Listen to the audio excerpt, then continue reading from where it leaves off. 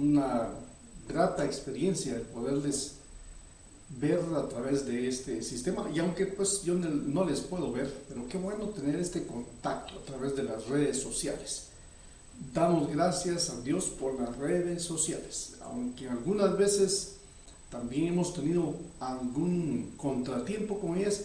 Hoy estamos dando inicio a nuestro estudio que anunciamos de martes de 8 de la noche, hora Centroamérica, para las distintas ciudades, localidades y hasta donde Dios nos permite llegar. Contáctese con nosotros, estaremos ya en breve en la exposición de su palabra. Mientras, me gustaría que juntos hagamos una oración para iniciar el estudio de esta noche. ¿Cómo le fue el día? ¿Qué expectativas tiene o ha tenido en el transcurso de estos meses? ¿Y qué cree usted o qué espera para el día de mañana? Y aunque no debemos de esperar, porque el día de mañana, como dijo Jesús, no nos afanemos porque cada día trae su propio afán, es mi oración que juntos podamos experimentar de la misericordia de Dios para nuestra vida. Así que acompáñenme para orar y para decirle al Señor: Padre, en el nombre de tu Hijo Jesucristo nos acercamos a ti, pues es Él quien nos acerca a tu trono, y es Él quien, al haber padecido y muerto en la cruz del Calvario, el velo que dividía el lugar santo del Santísimo se rasgó el día de tu crucifixión y muerte. Y tu palabra dice en Hebreos ahora que ahora tenemos libre acceso para ir hasta el trono de tu gracia. Así que con esa confianza y con esa claridad que tu palabra transmite al decirnos que podemos ir hasta el lugar de tu trono, hoy permítenos acercarnos a tu trono con un corazón, Señor, sincero. Señor, gracias, en el nombre de Jesús. Bien, vamos a continuar nuestro estudio sistemático del Evangelio de Juan. Estoy platicando con una hermana muy jovencita, ella ya una madre de 3 niños, nos hablaba acerca de la experiencia que ha tenido de estudiar los martes la palabra junto a nosotros. Y esa es la intención, que no nos privemos, que estas circunstancias que el mundo experimenta, provocadas o anticipadas o parte de la voluntad de Dios, no nos limiten a poder estudiar las Escrituras. Así que vamos a ir una vez más al texto para poder juntos entrar en otros detalles que el Evangelio de Juan nos enseña. Antes quiero recordarles que el Evangelio de Juan tiene como uno de sus objetivos dar a conocer a Dios creyendo en el nombre de Jesús. No podemos conocer a Dios si no es por medio de Jesús. No hay Mahoma, no hay Buda, no hay Virgen, no hay San Antonio, no hay denominación, ni por ser metodista, ni pentecostal, ni evangélico, ni católico, que podemos conocer a Dios. Es por medio de Jesucristo, su Hijo amado, su unigénito Hijo. Y con esa actitud de saber que la palabra nos anima a conocer a Dios por medio de Jesús, Juan escribe este evangelio bajo esa perspectiva.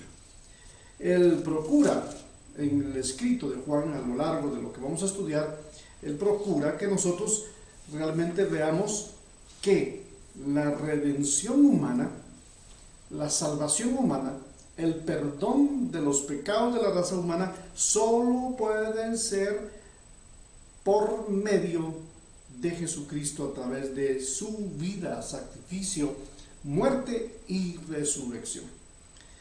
Es Juan el que nos enseña que el Padre glorifica al Hijo, porque el Hijo glorifica al Padre. Y por eso cuando lleguemos al capítulo 17 de Juan, nos vamos a dar cuenta que Él dice que Él y el Padre son uno y que Él desea que nosotros seamos también con Él uno. En el inicio del Evangelio de Juan, vimos cómo Él presenta a Jesús como el verbo de Dios, como la parte activa, la acción de toda la creación universal. Dios no solo creó al mundo y al sistema que contiene nuestro mundo, nuestro sistema planetario. Dios creó todo un universo para la gloria de su nombre. Y en esa creación de todo el universo es que Juan hace la declaración de en el principio era el verbo y el verbo era con Dios. Luego estudiamos que Juan el Bautista da testimonio de él diciendo que él bautiza en agua, pero que vendrá alguien mucho mayor que él, de quien él no es digno ni de desatar sus sandalias, que bautizará con fuego y espíritu, refiriéndose a Jesús y el ministerio. Así que ahora Juan no solo habla de él, sino que ahora también tiene la oportunidad de verle venir y de ser bautizado por el mismo profeta, el profeta Juan. No había habido profeta en la antigüedad más importante que Juan, y Jesús lo dijo.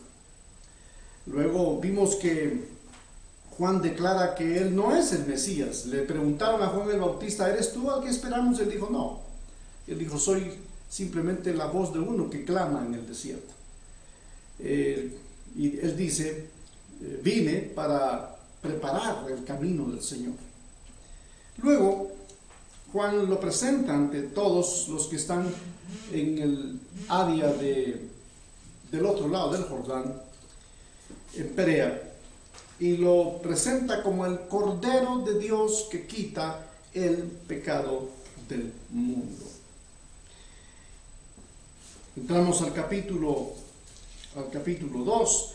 Previo a eso, él había llamado a 2 de sus discípulos, a quienes también por medio de ellos vienen sus hermanos: Felipe, Natanael, Simón y Andrés. En esta situación es que entramos al estudio y vimos ya cómo el Señor convierte en las bodas de Caná el agua en vino. Y vimos esa historia, más que historia, uno de los antecedentes de Cristo haciendo milagros, aun cuando Él dice que no es tiempo para Él.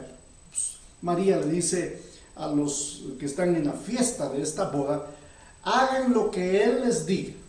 Ahí vimos esa vez, ya en el estudio anterior, que la pregunta también deberíamos de hacérnosla nosotros. ¿Estamos haciendo lo que dice Él? ¿O usted sigue haciendo lo que a usted le place hacer? Y bueno, experimentaron aquellos el haber llenado las tinajas de agua y luego al vaciarlas a otro recipiente, el líquido vital, agua que habían visto con sus propios ojos, lo ven convertirse en el mejor vino para esa ocasión. Y llegamos hasta el capítulo 2, verso 16. Ahora leeremos el verso 17. En el verso 16, habíamos llegado al verso 16, donde también aquí es la ocasión de la Pascua, y Jesús había estado en esta fiesta de la Pascua desde su niñez. Vemos aquí que ahora Jesús está en su pleno ministerio ya, y ahora Él se da cuenta que los judíos han olvidado lo hermoso del traer sus ofrendas vivas y lo mejor de sus ofrendas para sacrificio en el día de la Pascua, pero ha sucedido algo. La familia de Herodes, a través de su yerno, han hecho una componenda de hacerles la vida más fácil a los judíos que venían de lejos, para que en lugar de traer sus corderos, terneros o palominos para el sacrificio de la fiesta de la Pascua, ellos le hacen ahora fácil el acceso o el ritual de la Pascua como una fiesta sagrada. Y entonces ahora ahí hay corrales, ahí hay cambistas, ahí hay palominos, ahí hay comercio de ganado, ovejas, ganado ovino o bovino y no sé, pero solo se me ocurre decir esto, y esta es una ocurrencia mía, quiero dejarlo claro. Es posible que a ver si no también hasta ganado caballar había. Claro, eso no era no era para ofrecer a Dios. Sin embargo, en medio de negocios muchas veces hay personas que dicen todo se vale. Así que ahora Jesús está echando del templo a los que han convertido el templo en un mercado. Y con eso en mente, los discípulos recordaron, dice el verso 17. Entonces se acordaron sus discípulos que está escrito: el celo de tu casa me consume. Y los judíos respondieron y le dijeron: ¿qué señal nos muestras, ya que haces esto? Respondió Jesús y les dijo: destruid este templo, y en 3 días lo levantaré. Dijeron luego los judíos: en 46 años fue edificado este templo, y tú en 3 días lo levantarás. Mas él hablaba del templo de su cuerpo. Por tanto, cuando resucitó de entre los muertos, sus discípulos le acordaron que habían dicho esto, y creyeron la escritura y la palabra que Jesús les había dicho. Verso 23. Estando en Jerusalén en la fiesta de la Pascua, muchos creyeron en su nombre, viendo las señales que hacía. Pero Jesús mismo no se fiaba de ellos, porque conocía a todos, y no tenía necesidad de que nadie le diese testimonio del hombre, pues él sabía lo que había en el corazón del hombre. Bien, aquí ha pasado entonces ya la experiencia de Jesús de echar del templo a aquellos que han convertido la casa de Dios en una cueva o nido de ladrones. ¡Qué tremendo! Que ya en días de Jesús la gente se había corrompido a tal grado que lo sagrado ya no les importa. Y entonces recuerdan los discípulos, al ver cómo Jesús volcó las mesas y cómo echó del templo a todos, ovejas, bueyes, y esparció las monedas de los cambistas. O sea, les tiró por los aires los dólares, los lempiras, los córdobas, los quetzales, los pesos, las pesetas, la libra esterlina, el yen.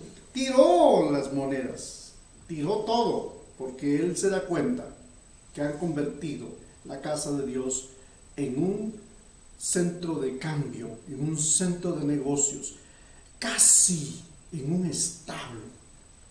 Porque ahora entonces el judío venía de cualquier punto y en lugar de traer la ofrenda que debía de ser especialmente traída y cuidadosamente revisada,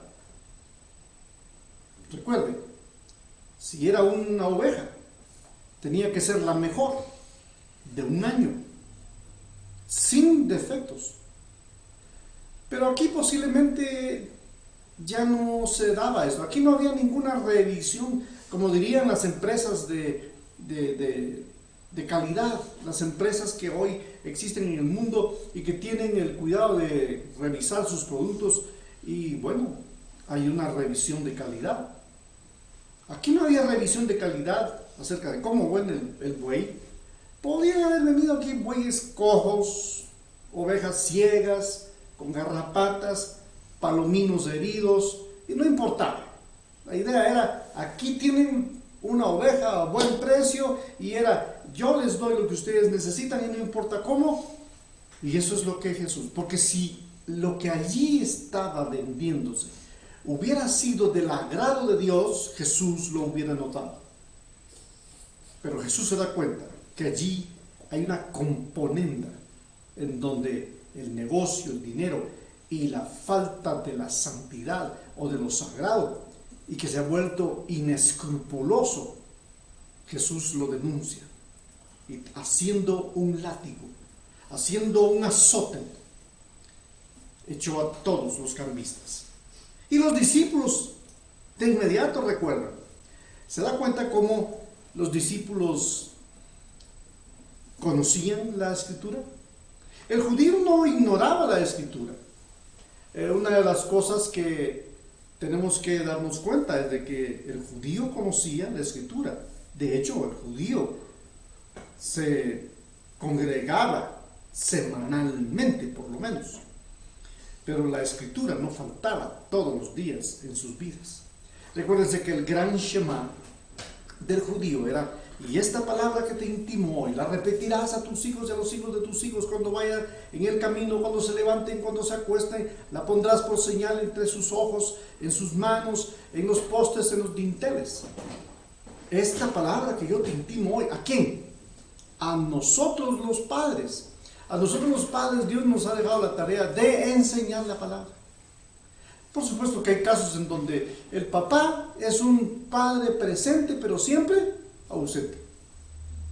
Es el padre que provee, pero que cree que por proveer todo está arreglado, todo está cocinado, pero no ama, no abraza, no pregunta, no dialoga, incluso no interrumpe la conducta equivocada de sus hijos, aun cuando sean pequeños o cuando sean grandes.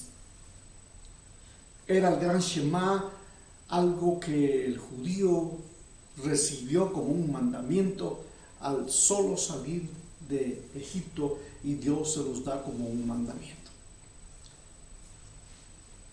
Por eso es que uno de los grandes mandamientos es: amarás al Señor tu Dios. Amar al Señor era lo que Jesús está expresándole aquí a los discípulos, y los discípulos entonces recuerdan: si pues, si es cierto, la Escritura dice.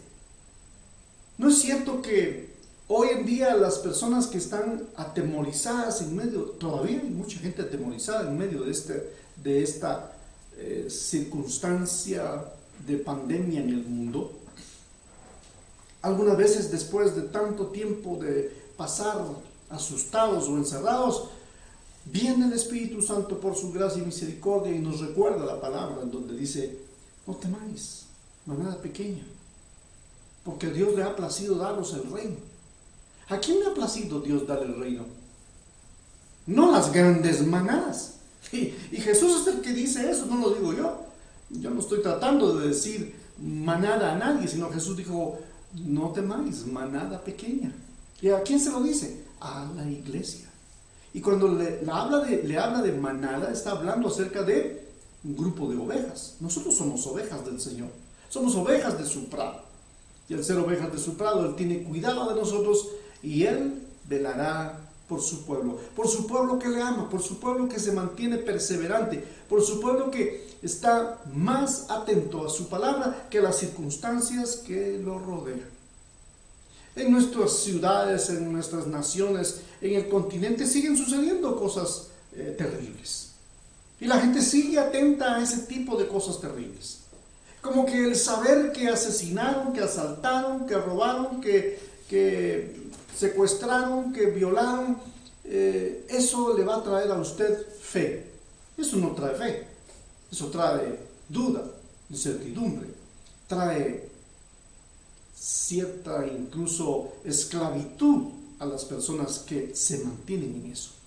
¿Por qué no mejor usted vierte su atención en el escrito está? Y escrito está aquí, que ellos recuerdan la palabra que dice: quitad de aquí esto y no hagáis de la casa de mi padre casa de mercado. Entonces se acordaron sus discípulos que estaba escrito, o está escrito: el celo de tu casa me consume.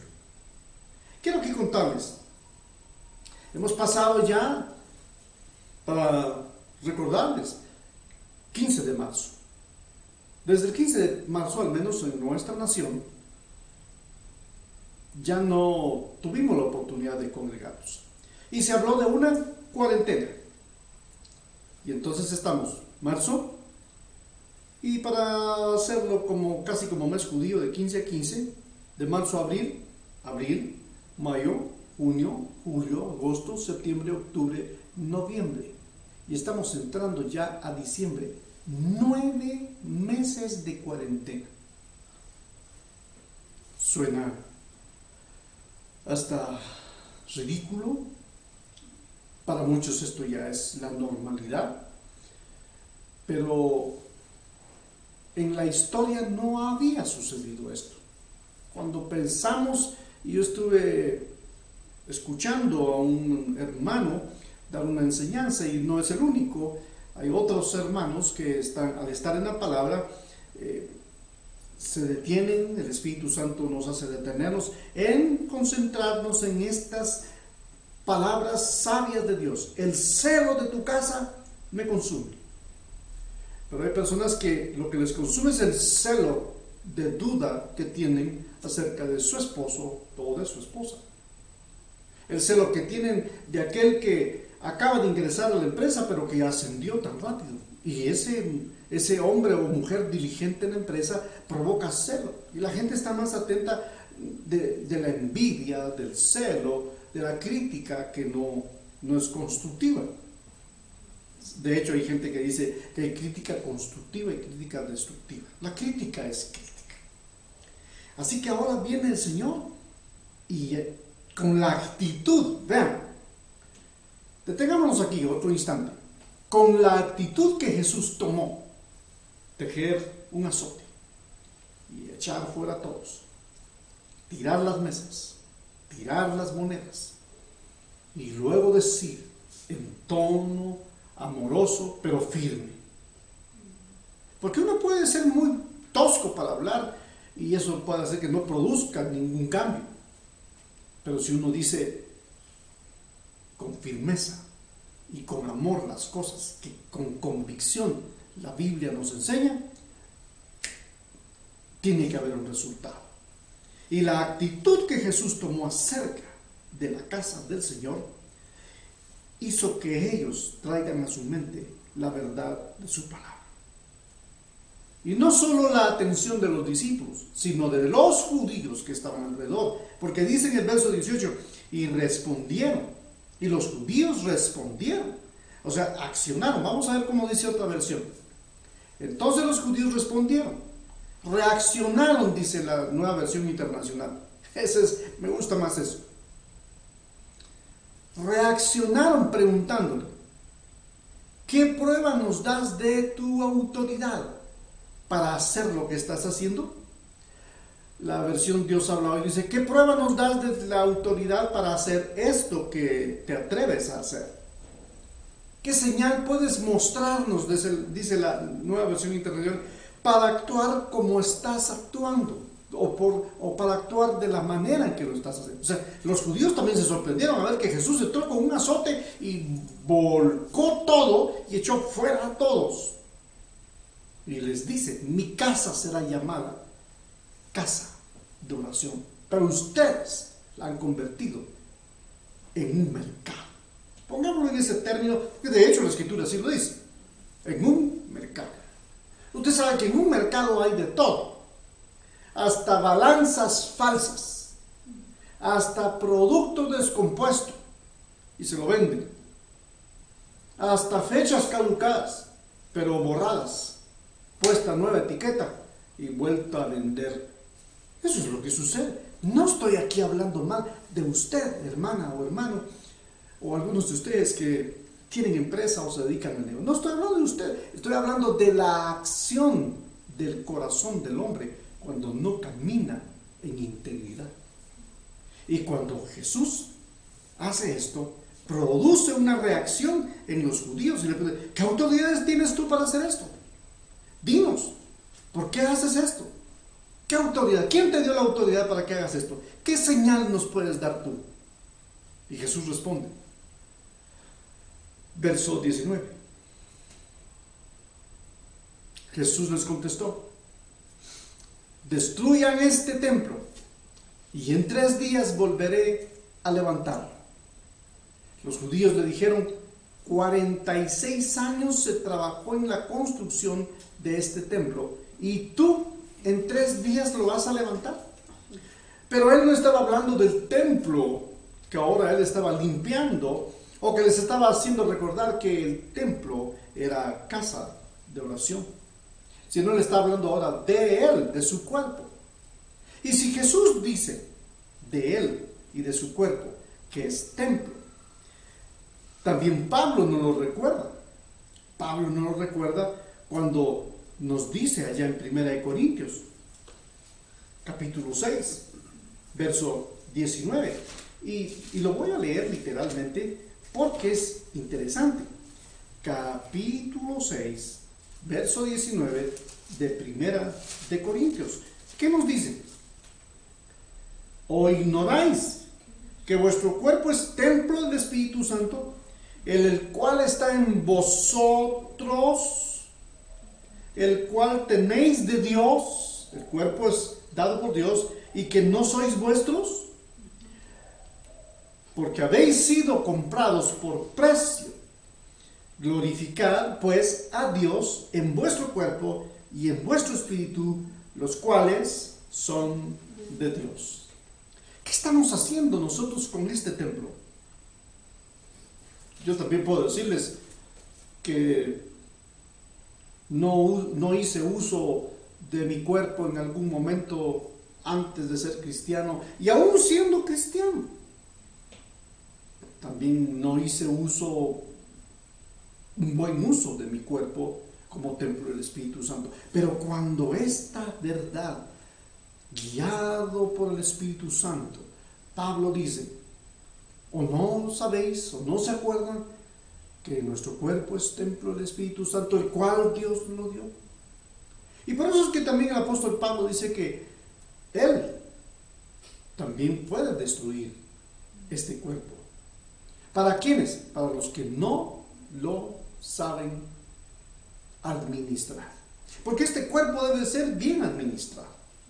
No solo se trata de crecer para arriba o para un lado. Si es para arriba está bien, es normal. Todos tenemos que crecer y hemos crecido. Pero cuando ya crecemos hacia los lados, tenemos que detenernos.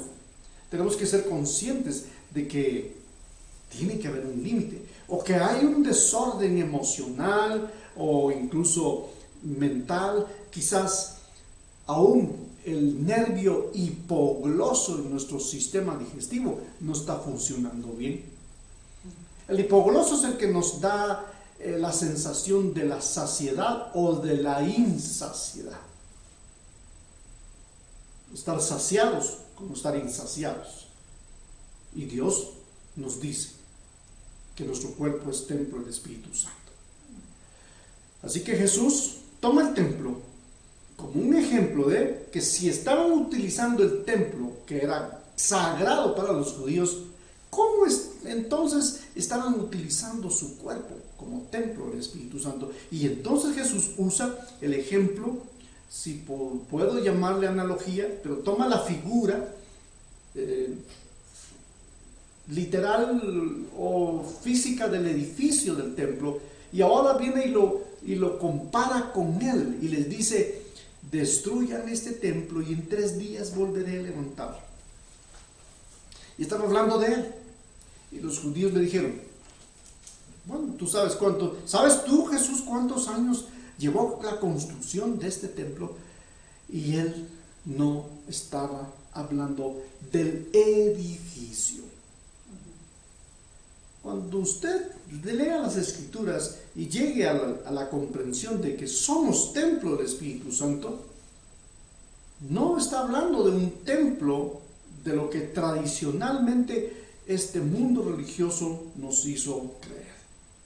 Ahora somos nosotros el templo del Espíritu Santo, de Dios, del Padre, del Hijo y del Espíritu Santo. Somos templo. Cuando nosotros decidimos entregarle nuestra vida al Señor para que Él se encargara de enseñarnos, de dirigirnos, de corregirnos, de convertirse Él en el Señor y dueño y amo de nuestra vida, Él vino con su Hijo y el Espíritu Santo a morar en nuestro corazón. Y cuando eso sucede, el hombre cambia, la mujer cambia. El hombre que no le entrega su vida al Señor, muchas promesas puede hacer. Te prometo mi amor, te prometo mi vida, sí mi cielo, sí mi cututuy, sí mi cuchicuchi, y no cambia, no cambia. Jesús estaba hablando de Él. Y si quisiéramos hablar un poquito del templo, es interesante que la historia misma sí nos habla del templo. El primer templo del que la Biblia habla es el templo o el tabernáculo en el desierto. Ese fue el primer templo que Israel experimentó tener. Dios estaba con ellos, caminaba con ellos, en medio de la nube, en medio de la torre de fuego, habló desde la zarza, lo hacía a través de Moisés. Y Israel se distinguió entre todas las naciones que habían edificado templos a sus dioses. Israel se identifica o se distingue entre todas las naciones porque Dios caminaba con ellos. Por eso más adelante, cuando David decide construir un edificio para traer aquí el arca del pacto y que Dios esté con ellos, Dios le dijo: y habitaré yo en edificio construida por hombres, cuando no hay nada que a Dios lo contenga ni lo detenga. Pero Dios, por amor a Israel y por amor a David, lo aceptó. Pero regreso nuevamente al tabernáculo. Era una nación que se movía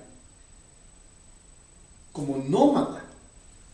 Y en el tiempo del Éxodo, como la Biblia nos enseña, Dios hizo eso para irlos incluso también limpiando de toda la idolatría que Israel había aprendido y había visto en Egipto.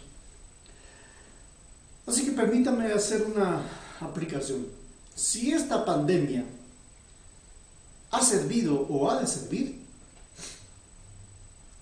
ha de ser para que nosotros apreciemos la casa de Dios, el templo del Espíritu Santo, su palabra, las experiencias de ver lo que en el mundo sucede hoy, para que podamos entonces decir: a mí me conviene.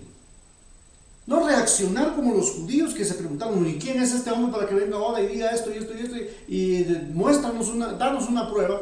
No, es más bien para: Señor, ¿qué quieres enseñarnos?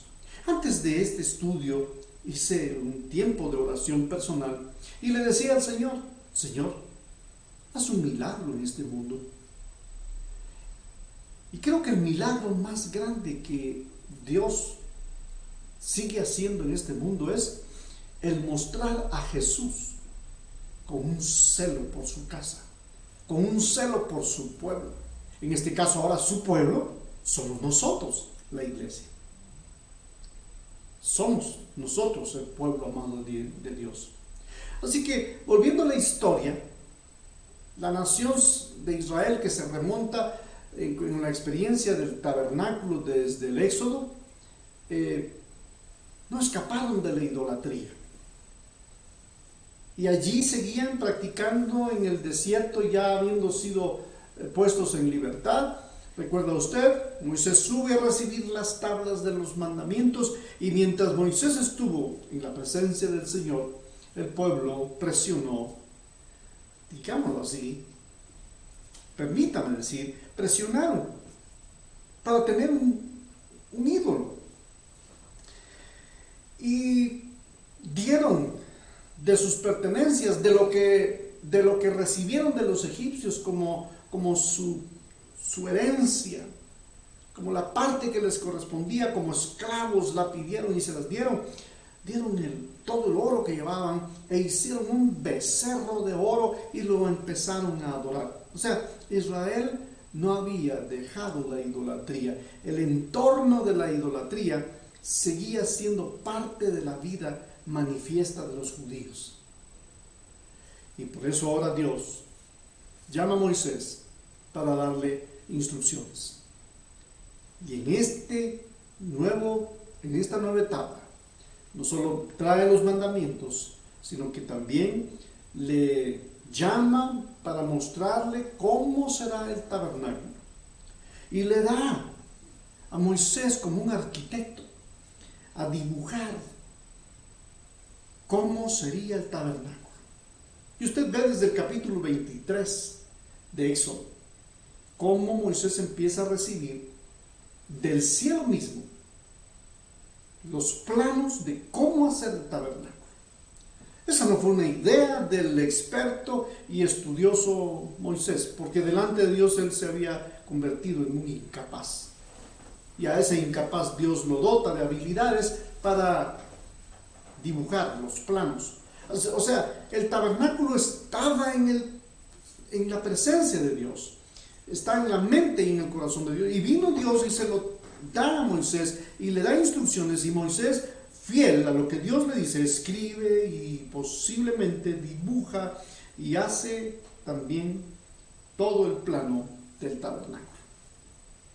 Y ahora en esta circunstancia el pueblo tiene un primer templo. Allí, en ese primer templo, ellos experimentaron glorias tremendas de Dios para ellos. Y entonces vino Dios y habitó con ellos, con su pueblo. Y eso distinguió a Israel.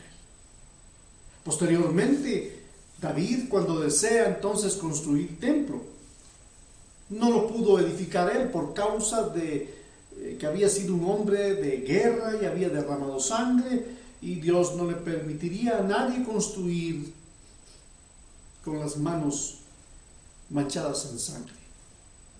Y entonces lo hace su hijo Salomón. A eso se le llama o se le conoce como el segundo templo de Israel, que, como dije, pretendió edificar David como rey, y Dios no se lo permitió por causa de su pasado. No le fue permitido, aunque sí David reunió todo el material para la casa del Señor. Ustedes saben, la misma escritura nos habla acerca de ese edificio que se construyó posteriormente, y no por él, sino por Salomón, que era un templo majestuoso. Hoy, platicando con mi esposa, le decía, es tremendo que cuando el templo se edificó, dice que no se oyó ni un ruido de martillo ni de cincel cuando el templo se edificó. Nosotros hemos tenido la experiencia de tener constructores en casa o albañiles, como le llamamos, y producen un ruido increíble. Y por más que uno dijera, cállense, no hagan tanta bulla por los vecinos, ¿qué van a decir? Nosotros vivimos en un sector en donde las casas están pegadas una detrás, una pegada a la otra, a la derecha, a la izquierda. Bueno, atrás no hay ninguno, ni enfrente, porque tenemos una calle y un terreno detrás de nuestra casa. Pero a los lados tenemos vecinos que, bueno, También ellos en su momento también han tenido constructores, y es un ruidal terrible que hacen los constructores o los albañiles. Para instalar una caja eléctrica hacen un ruido terrible. Yo me puse a pensar, ¿cómo instalaría una caja para un interruptor? Bueno, yo agarraría quizás un clavo grande o algo con punta y empezaría quizás a marcarlo, y aunque me tardara tal vez una semana, pero haría menos ruido. Bueno, ese es mi caso. Pero pienso, ¿qué pasó en los días de Salomón cuando se edifica el templo? Todo, las piedras talladas, pulidas y bruñidas, se hicieron fuera.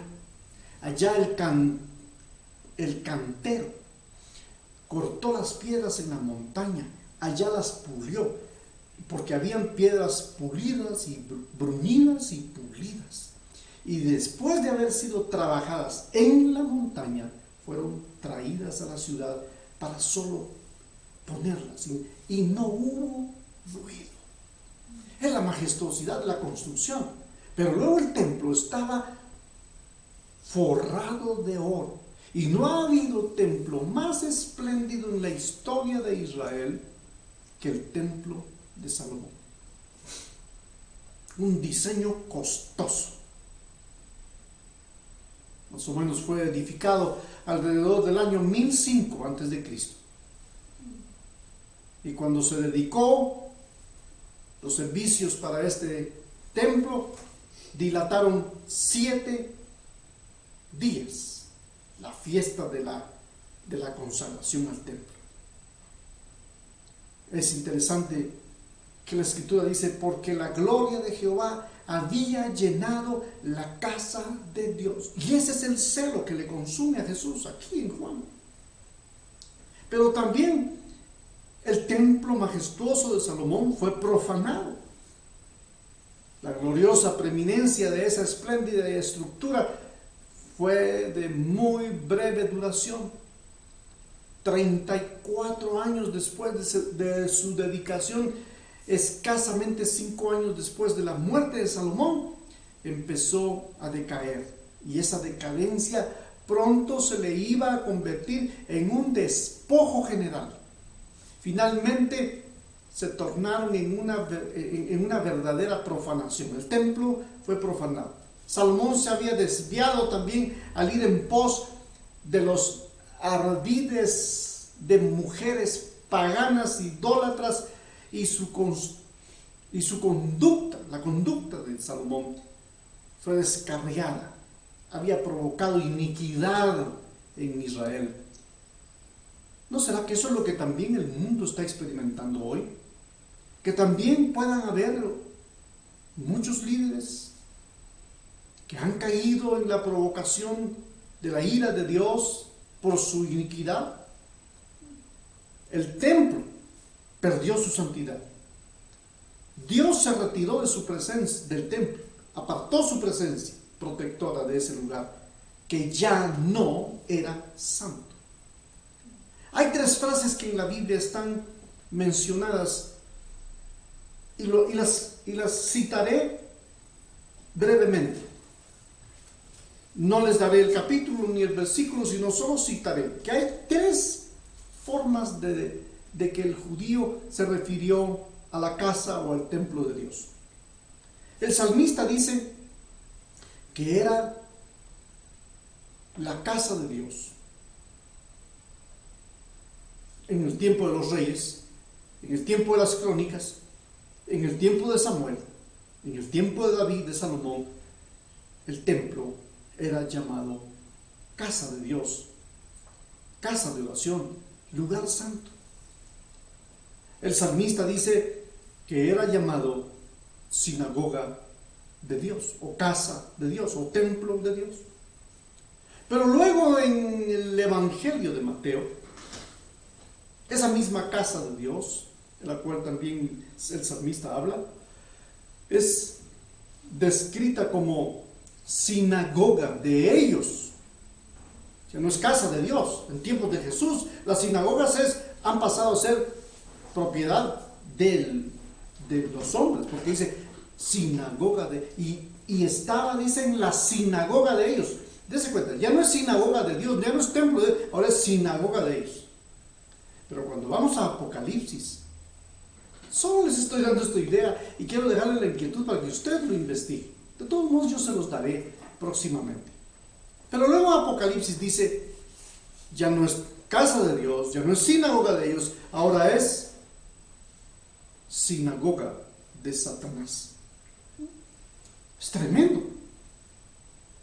¿Cómo reyes permitieron la profanación de la casa de Dios? Se volvió a permitir que los egipcios oprimieran a Israel. Esto lo experimentaron Jeremías, Isaías. Los egipcios oprimieron a Israel nuevamente, de cuya servidumbre habían sido librados, y ahora están en tiempos de los reyes como Acaz, haciendo nuevamente convenios con Egipto, porque tenían el ejército más poderoso, porque habían ciertas cosas de las que ahora los reyes de Israel están pensando nos conviene. Pero la obra de profanación, de la cual Primera de Reyes capítulo 14 nos habla del verso 26 en adelante, continuó durante siglos. 216 años después del saqueo egipcio, Acaz, rey de Judá, quitó el altar y la pila bautismal y dejó tan solo una casa donde una vez se había levantado un templo. Habían profanado, y ahí ahora en la casa de Dios había ahora cosas que no tenían que ver nada con la fe judeo-hebraica. Un término nuevo que estoy inventando, judeo-hebraica. Más tarde, Nabucodonosor, rey de Babilonia, completó el despojo de ese templo y destruyó el edificio con fuego. Eso lo vemos en 2 de Crónicas capítulo 36. También lo puede ver usted en 2 de Reyes capítulo 24. Pero luego del templo del desierto o tabernáculo, el templo de Salomón, experimentó una profanación. Pero luego, cuando Israel, más bien Judá, fue llevado cautivo a Babilonia, después de 70 años hay un retorno de un remanente, y vuelven a través, o dirigidos a través de Zorobabel. Y entonces ahora tenemos que hablar y tenemos que mencionar que la Biblia nos habla entonces acerca del templo de Zorobabel. La ciudad está en ruinas, sus muros destruidos, sus puertas quemadas, y ahí es donde interviene también el sacerdote Nehemías y el gobernador o administrador, también le llaman algunos, Nehemías, que en 52 días restauró los muros y la ciudad y las puertas quemadas, y nuevamente se restaura la vida de la fe de los hebreos, el templo de Zorobabel. Eso sucede en el año 71, y quien permite eso fue el rey Ciro. Hoy, en el tiempo que estamos viviendo, en determinado momento se le llamó al presidente Trump el Ciro de este tiempo, que trajo libertad, o muchas libertades, y hizo retornar muchas cosas, como a los judíos volver a su tierra y restaurar el templo y el orden sacerdotal. Trump hizo que en Estados Unidos la gente se volviera a la Biblia, a la oración, y la oración en el Congreso, y gente orando y trayendo el mensaje, la palabra, a la oficina presidencial de Casa Blanca en Washington. Eso usted dirá, ¿y qué tiene que ver eso con nosotros? Bueno, Y como hablamos acerca del templo, porque ellos dicen, ¿cómo es que tú vas a destruir este templo en 3 días y lo vas a levantar? Y ellos dicen, 46 años nos ha llevado este templo. ¿Qué templo? Por eso estoy hablando de los templos. Y ahora viene el templo del que están hablando, el templo de Herodes. Unos 16 años antes del nacimiento de Jesús, Herodes primero, o conocido como Herodes el Grande, el rey de Judá, que ni era judío 100%, por eso es que no era querido, él era un mestizo, hablando de que no era un judío de cepa, un judío de raza. Inicia la construcción del templo, o más bien, inicia la reconstrucción del templo de Zorobabel, porque luego el templo de Zorobabel nuevamente experimentó otra invasión. Ahora Herodes, con tal de ganarse la voluntad de los judíos, porque él ha sido puesto como rey, pero no de la forma que Dios había planificado, o como Dios no lo hubiera planificado. Él es un rey que no quiere, el pueblo no lo quiere. Y ahora él entonces dedica recursos, y de hecho a Herodes el Grande, o rey de Judá, se le conoce como un gran constructor. La semana pasada mencionaba acerca de que una de sus grandes construcciones famosas y que aún existe es Masada. Bueno, esta estructura ahora, que es el templo de Herodes, el judío lo aprecia. Y por eso es que se ganó la voluntad del judío, y se la ganó como algunos popular, o de forma con un mensaje populista o con un actuar populista, se gana la voluntad del pueblo. Herodes no dio una bolsa solidaria, ni la ayuda de los 1000 quetzales hacia las familias necesitadas, sino les promete edificar el templo para que ahora el judío tenga dónde ir a adorar. Eso es lo que está sucediendo. Y Jesús sabe, conoce la historia política de su tierra.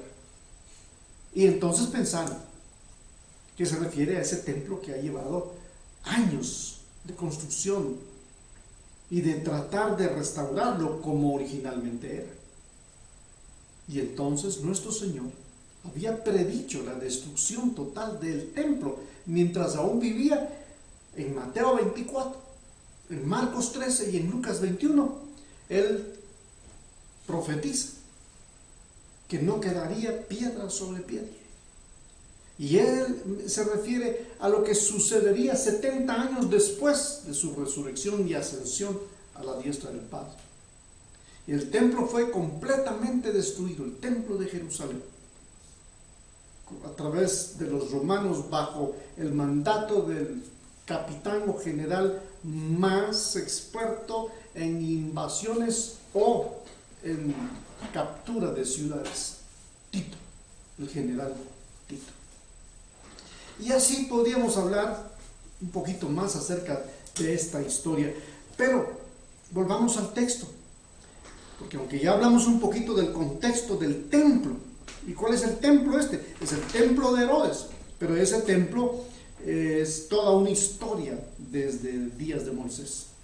Así que ahora él dice, Jesús respondió, destruid este templo, en 3 días y lo levantaré. Dijeron los judíos, en 46 años fue edificado este templo y tú en 3 días lo levantarás. Mas él hablaba del templo de su cuerpo, y por eso leímos 1 Corintios capítulo 6 verso 19. ¿O qué? ¿No sabéis que somos templo del Espíritu Santo? Por tanto, cuando resucitó de entre los muertos, verso 22, sus discípulos se acordaron que había dicho esto y creyeron la Escritura y la palabra que Jesús había dicho acerca de resucitar.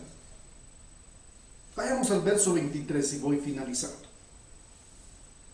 Estando en Jerusalén en la fiesta de la Pascua, muchos creyeron en su nombre, viendo las señales que hacía.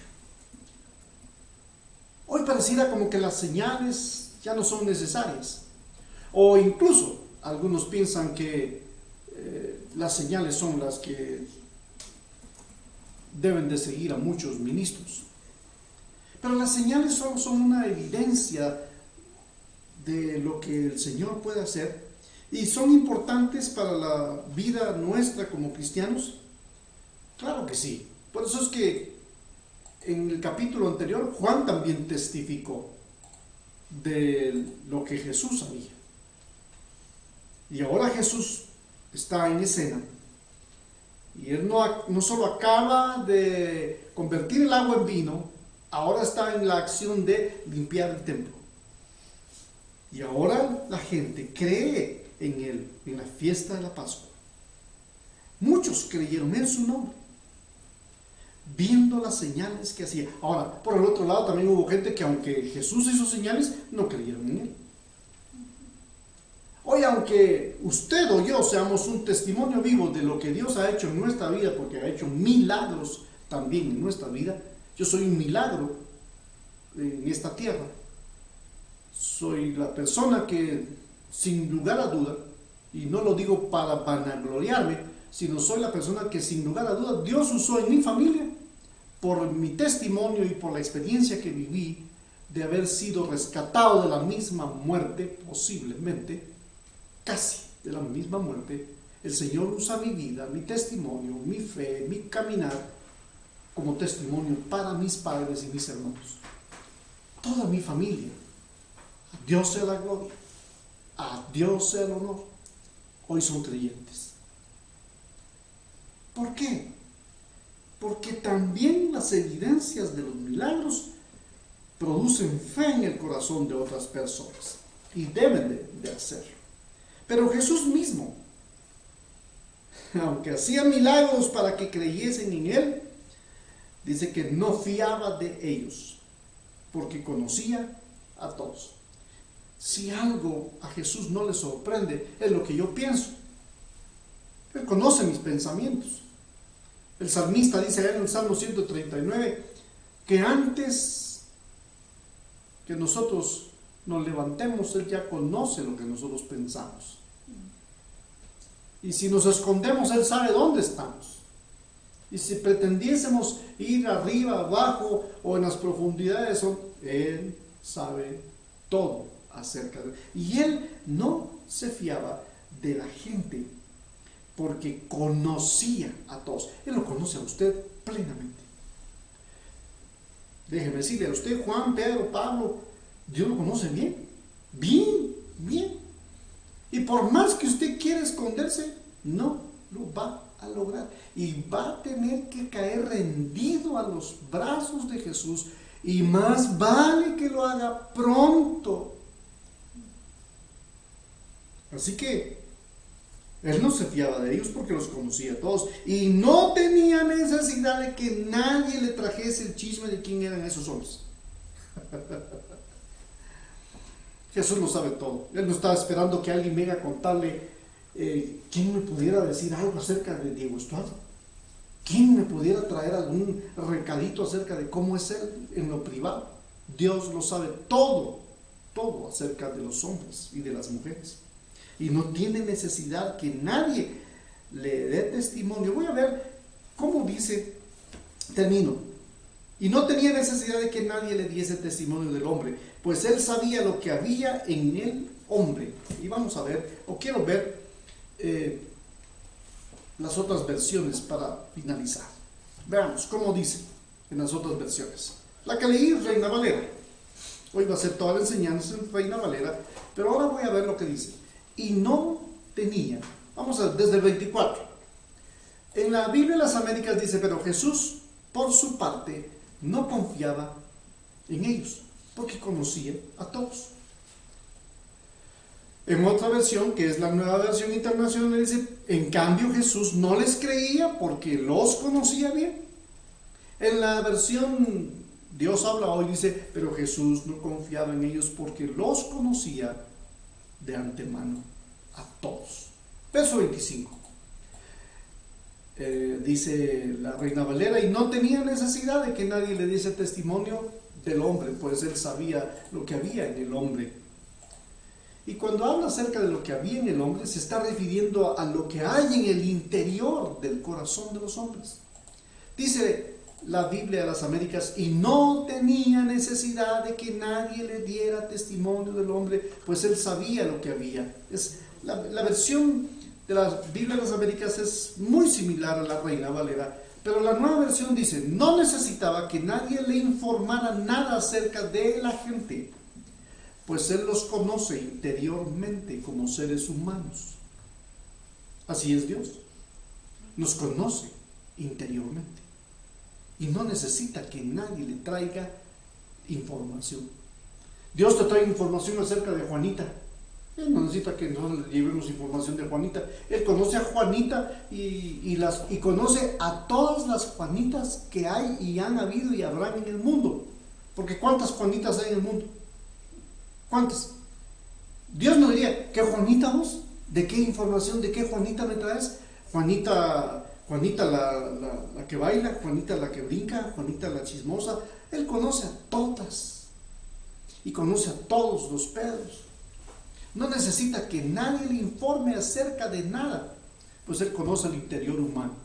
Pero vea cómo dice la versión Dios habla hoy: no necesita que nadie le diga nada. No necesita que nadie le diga nada acerca de la gente, pues él mismo conocía el corazón del hombre. ¿Por qué dice conocía? Porque se está refiriendo al verso anterior. Pero Jesús no confiaba en el corazón de ellos, porque los conocía a todos. Él me conoce, Él lo conoce. Él conoce a todos los hombres de esta tierra, de los que han habido, de los que hay, de los que vendrán. Él conoce las intenciones de los hombres en las Naciones Unidas, conoce las intenciones de los presidentes del mundo, conoce las intenciones de las organizaciones no gubernamentales, conoce el corazón de los hombres, conoce a todos, y Él no se da por enterado de nada o de nadie, porque Él nos conoce bien. Dios bendiga la palabra del Señor esta noche. Espero que usted pueda, antes de dormir, meditar y hacer un chequeo. Esta es la aplicación de la enseñanza para nosotros esta noche. Él le conoce y Él me conoce, Él nos conoce. Él no necesita, como dijera la versión King James en inglés, and neither not that needy soul to trust him.